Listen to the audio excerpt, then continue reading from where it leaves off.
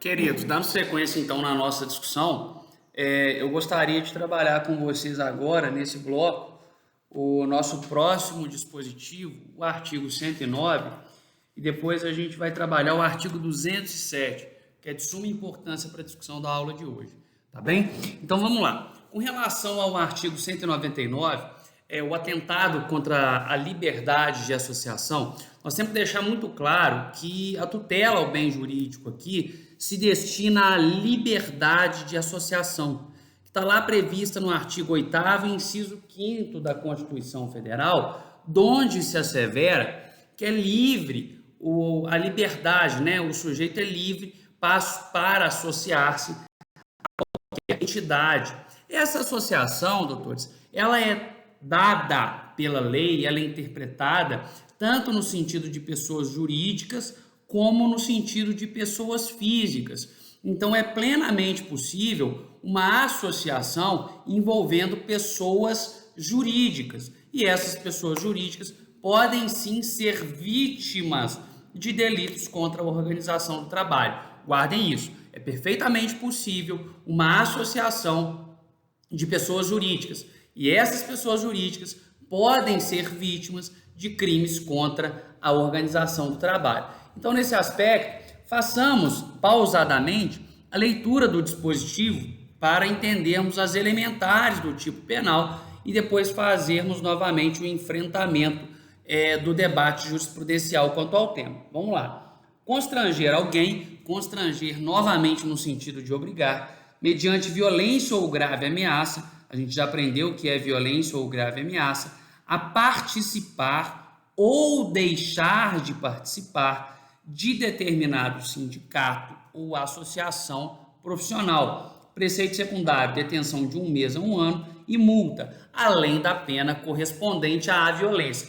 Então, aqui novamente, quando o delito subexame é praticado com violência, há o chamado concurso necessário, há uma indispensabilidade de cumulação material da pena prevista para o artigo 199 com aquela em que vai se encaixar, a depender da gravidade da lesão, lá no artigo 129 do Código Penal. A gente vai somar essas penas. Bem, dito isso, a liberdade de associação ela é muito importante após a Constituição Cidadã, após a Carta Magna de 88. É muito interessante interpretar a mudança dos movimentos sociais pós-Constituição, porque a livre iniciativa, a liberdade empresarial, ela foi, digamos, limitada, não é essa a finalidade, mas, digamos, ela foi limitada pela legislação trabalhista garantista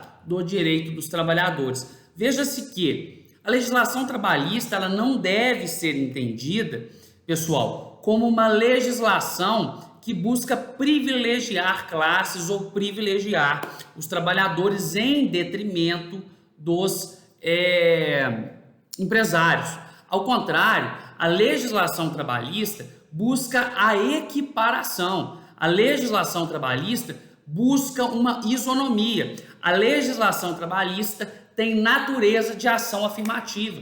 Muita gente entende que não, mas aqui, para o professor, respeitosamente, a legislação trabalhista ela tem uma natureza de ação afirmativa, porque ela busca equiparar os desiguais, trazer os desiguais, reconhecendo a sua desigualdade, reconhecendo em regra a sua hipossuficiência financeira, tá? E aí, a partir disso, levar a um ápice de igualdade. Por que um ápice de igualdade? Porque, historicamente falando, quando nós não tivemos uma legislação trabalhista peremptória, incisiva, as empresas, vide Revolução Industrial, massacravam os empregados. Nós temos aí exemplos de crianças, mulheres, a jornada de trabalho extensiva de 16, 17 horas por dia para homens. Então, esse tipo de circunstância, quando foge legislação, a lei da oferta e da procura leva, consequentemente, a um abuso de poder financeiro por parte do empresariado. Isso é histórico, isso é fato. não é porque o empresário é bonzinho ou ele é ruim. A lei da oferta e da procura, ela regula o mercado de certa sorte, que se na falta da legislação, o empregador, o empresário não participar, né, de forma ativa da exploração da mesma forma que o concorrente faz com o seu empregado, a lei da oferta e da procura leva esse empregador à falência. Então veja-se que a proteção do empregado ela é necessária para aquele empregador que não quer, que entende como esdrúxulo o abuso de poder, o abuso financeiro em cima do empregado. Nesse aspecto, temos inclusive que é direito do empregador o relaxamento do empregado. Nossa, Hugo, como assim? Bem, estudemos a natureza jurídica das férias. As férias, querido, ela tem natureza jurídica dúplice. Ela tem natureza jurídica de direito e de dever. As férias é um direito do trabalhador de ter um descanso anual maior, um descanso anual prolongado, de revigorar suas atividades, né? As suas extrospecções físicas e mentais. Então, na verdade, quando a gente fala em férias, férias não é só um direito, férias é um dever, porque não faz o menor sentido a gente destinar certa parte do ano para que o empregado, né, revigore o seu físico e o seu mental, e esse empregado venha no seu período de férias a fazer bicos. Se esse empregado no período de férias faz bicos, ele não está atendendo ao real objetivo das férias. Então leia-se, férias deve ser entendida, a natureza jurídica do direito de férias não é só direito, férias é direito e é dever. É direito do empregador que o empregado use as férias para revigoração física e mental. Por que disso? Porque a Constituição Federal de 88 trouxe os sindicatos como um mecanismo também de equiparação ou de representatividade mais incisiva dos trabalhadores junto ao empregador. Mas não só isso, entenda a associação em sentido amplo, cuja especificidade é o sindicato. E aí sim, nesse aspecto, é perfeitamente possível falar em associação de pessoas jurídicas. Então, usei todo esse arcabouço de exemplos para demonstrar aos doutores e doutoras que é possível, sim, a associação de pessoas jurídicas. Então, vamos lá. Constranger alguém mediante violência ou grave ameaça a participar ou deixar de participar de determinado sindicato ou associação profissional. Veja-se que a CLT, a Consolidação das Leis Trabalhistas ou da Lei do Trabalho, ela não traz para nós, queridos, o que seria ou qual seria a definição exata, né, de sindicato. Todavia, é muito importante fazermos a leitura conjugada do dispositivo 199 do Código Penal com o artigo 511 da CLT, que lá assim traz a liberdade de associação como aí um tratamento especial dos sindicatos. Vejamos, é lícita a associação para fins de estudo, defesa e coordenação de seus interesses econômicos ou profissionais de todos os que, como empregadores, empregados, agentes ou trabalhadores autônomos ou profissionais liberais, exerçam, respectivamente, a mesma atividade ou profissão ou atividades ou profissões similares ou conexas. Perceba que aqui ele deixa expresso que essa liberdade de associação é também extensiva aos empregadores e não só aos empregados, tá? E nesse aspecto, o que eu trouxe aqui de jurisprudência selecionada é novamente o STJ quando nos diz que há uma limitação, que o tipo penal não se verifica quando não houver efetivo dano, quando não houver efetivo risco ao sindicato. Vejamos, se a conduta do trabalhador e do empregador,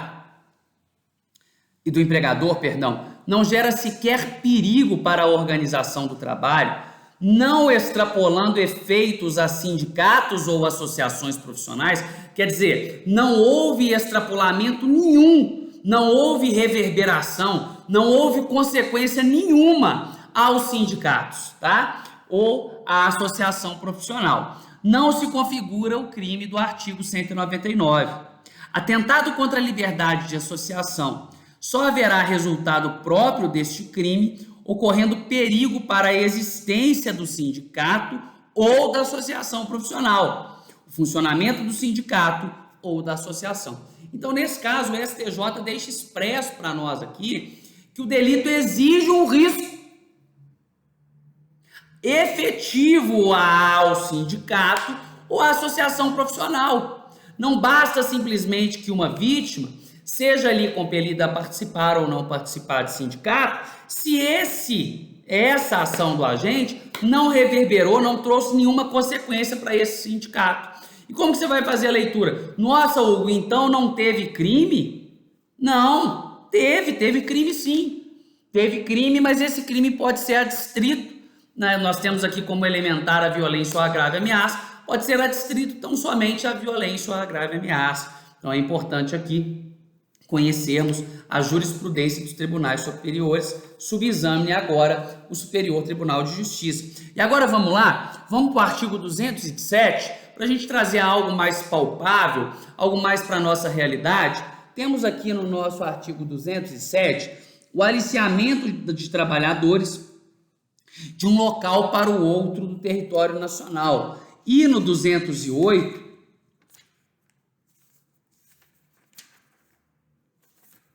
e no 206, o aliciamento para fins de emigração. Não sei se eu vou conseguir terminar os dois, o 206 e o 207 nesse bloco, mas pelo menos o 206 a gente trabalha. Bem, o artigo 206, ele nos diz lá, aliciar trabalhadores, recrutar trabalhadores mediante fraude, com o fim de levá-los para o território estrangeiro. Veja que aqui eu não estou falando de movimentação de trabalhadores dentro do território nacional. Eu estou falando de movimentação de trabalhadores para além da fronteira nacional.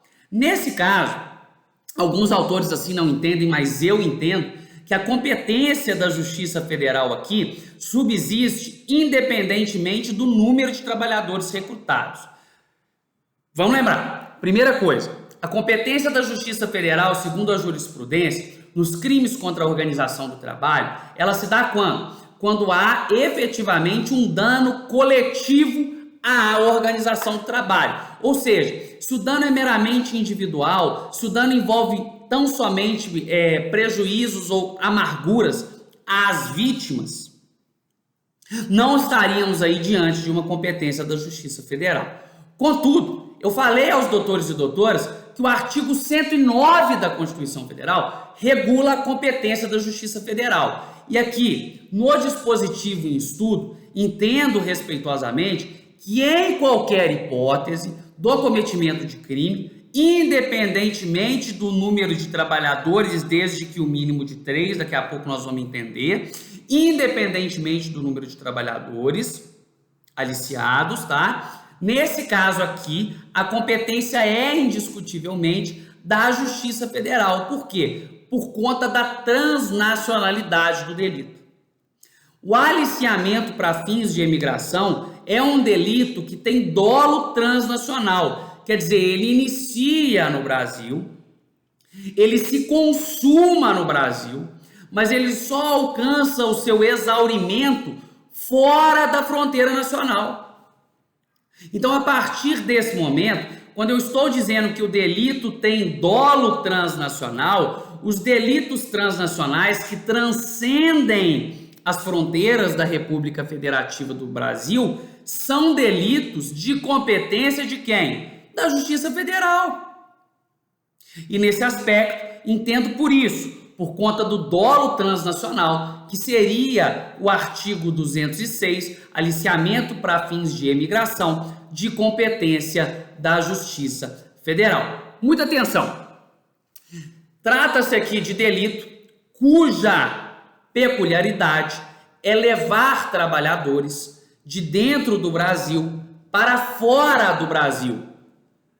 Isso se confunde muito ou tem um tato muito especial com dois tipos penais.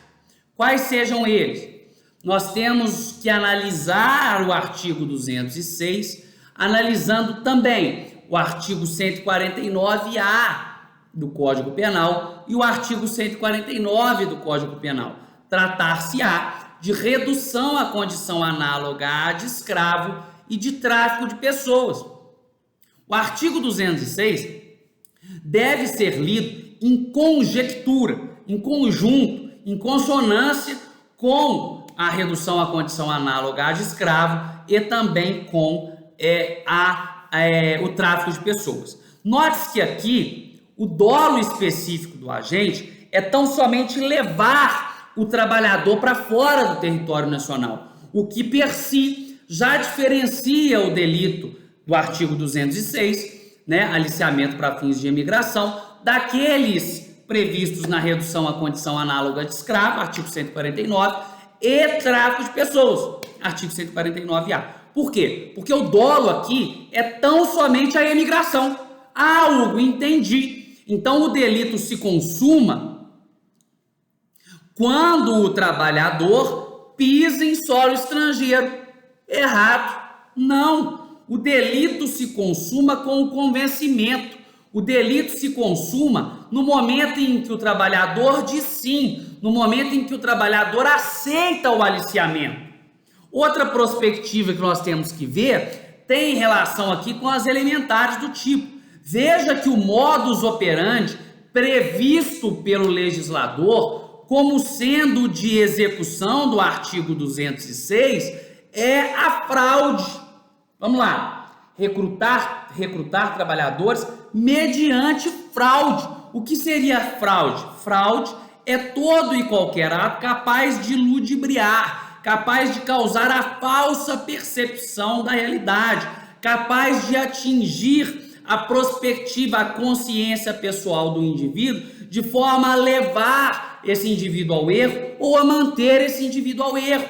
E não em outro aspecto, a fraude deve ser entendida aqui no artigo 206 como elemento do tipo, como elementar do tipo, e aí, não raras às vezes, o que temos aqui de exemplo de fraude é o quê? Ora, é a promessa de salário, é a promessa de enriquecimento fácil, é a promessa de ascensão profissional facilitada.